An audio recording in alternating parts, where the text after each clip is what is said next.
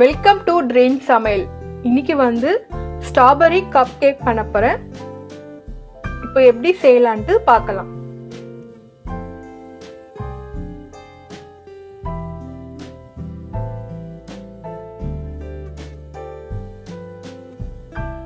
இன்கிரியன்ட்ஸ்லாம் வந்து மிக்ஸ் பண்ணிக்கலாம். கப் வந்து பிளெயின் ஃப்ளவர் எடுத்துக்கிறேன் நான். ஃபர்ஸ்ட் ஒரு கப் வந்து மிக்ஸ் பண்ணிக்கலாம். அது கூட பேக்கிங் பவுடரும் போட்டுக்கலாம். இப்போ ஒரு கப் வந்து பட்டர் எடுத்துக்கிறேன் நான். இது 1/3 கப். இது நான் 2 கப்புக்கு பிளெயின் ஃப்ளவருக்கு 1/3 கப் வந்து பட்டர் எடுத்துக்கிறேன். நல்லா ரூம் டெம்பரேச்சர் அளவுக்கு இருக்கணும். இந்த பட்டரு நல்லா சாஃப்டா இருக்கணும். கை தொட்டா நல்லா சாஃப்டா இருக்கணும். அந்த அளவுக்கு இது பண்ணணும். இப்போ நல்லா போட்டு இதை மிக்ஸ் பண்ணிக்கலாம்.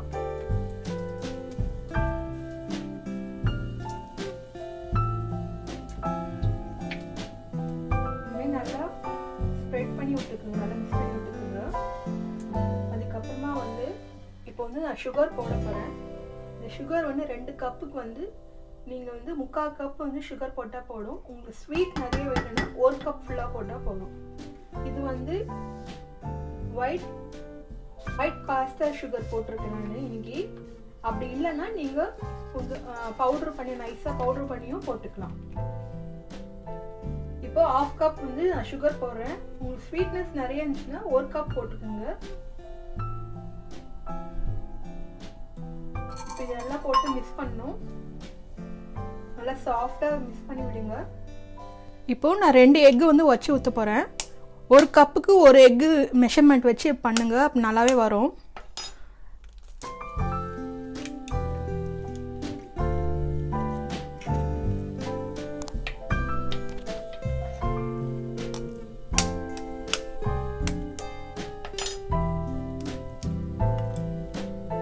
இப்போ நல்லா ஒரு விஸ்க் வச்சு நல்லா பீட் பண்ணி விடுங்க. அப்படி இல்லைன்னா ஹேண்ட் பிளெண்டர் வச்சுட்டு நல்லா ஃப்ளஃபியாக வர வரைக்கும் பீட் பண்ணி விடுங்க.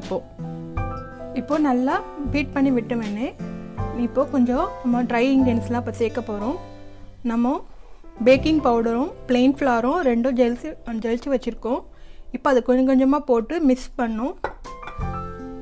சும்மா ஜென்ரலாக மிக்ஸ் பண்ணி விடுங்க. ரொம்ப ஃபோர்ஸாக வேண்டாம்.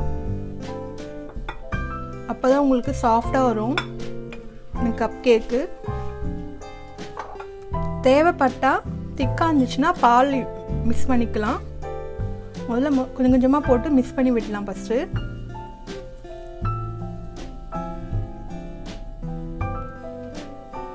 இப்போது திக்காக இருக்கிறதுனால நான் ஒரு 2 டேபிள் ஸ்பூன் வந்து மில்க் ஊற்றுறேன் நான். இப்போது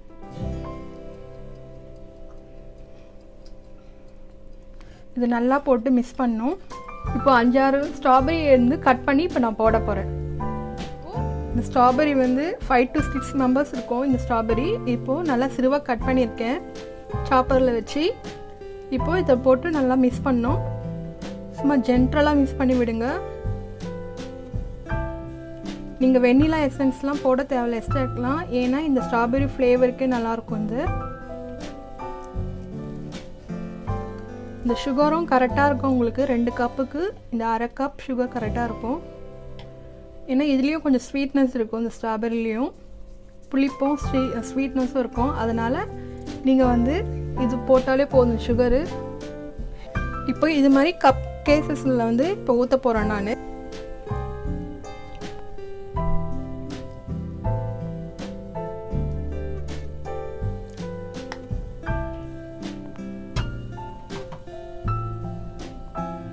இது மாதிரி டெக்கரேட் பண்ணி விட்டுக்குங்க.